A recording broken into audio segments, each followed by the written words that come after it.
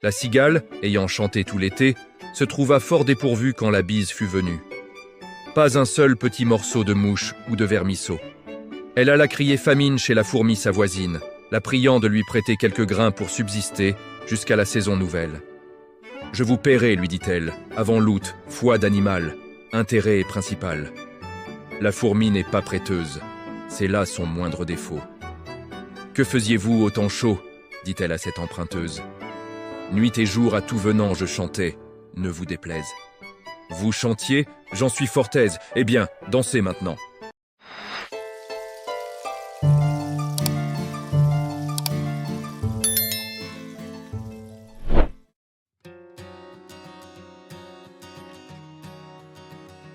Le chêne un jour dit au roseau: « Vous avez bien sujet d'envier mon sort. Le moindre vent, qui d'aventure fait rider la face de l'eau, vous contraint à courber la tête.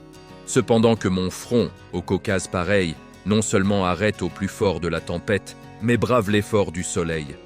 Tout vous est aquilon, tout me semble zéphyr. Ce que vous nommez vent, je le nomme plaisir.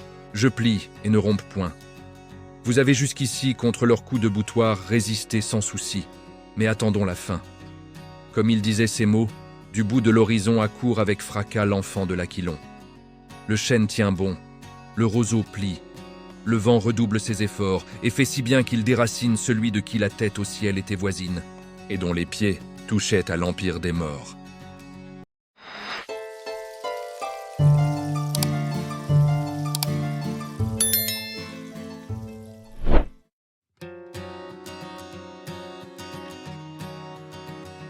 Maître Corbeau, sur un arbre perché, tenait en son bec un fromage.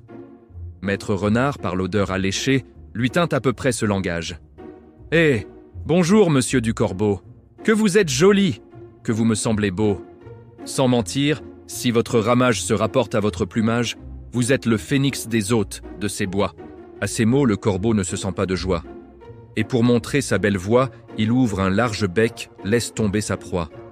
Le renard s'en saisit et dit: « Mon bon monsieur, apprenez que tout flatteur vit aux dépens de celui qui l'écoute.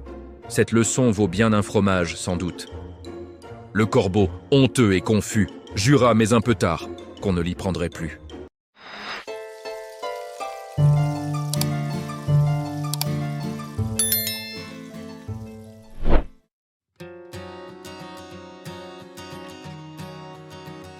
Rien ne sert de courir, il faut partir à point. Le lièvre et la tortue en sont un témoignage. « Gageons, dit celle-ci, que vous n'atteindrez point sitôt que moi ce but. Sitôt. Êtes-vous sage? Ma commère, il vous faut purger avec 4 grains dès les bords. Sage ou non, je parie encore. On mit près du but les enjeux, ni de quel juge l'on convainc.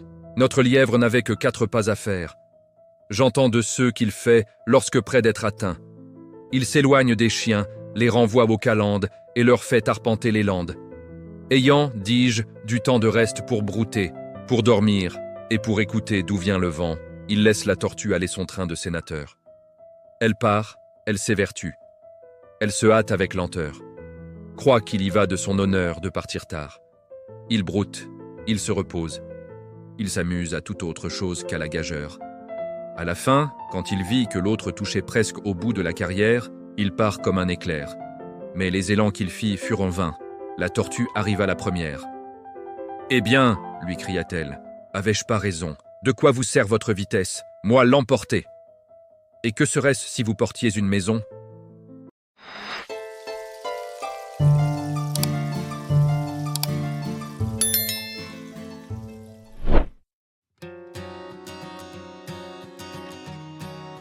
La raison du plus fort est toujours la meilleure. Nous l'allons montrer tout à l'heure. Un agneau se désaltérait dans le courant d'une onde pure. Un loup survient à jeun qui cherchait aventure et que la faim en ces lieux attirait. Qui te rend si hardi de troubler mon breuvage? Dit cet animal plein de rage. Tu seras châtié de ta témérité. Sire, répond l'agneau, que votre majesté ne se mette pas en colère, mais plutôt qu'elle considère que je me vas désaltérant. Dans le courant, plus de 20 pas au-dessous d'elle, je ne puis troubler sa boisson. Tu la troubles, reprit cette bête cruelle.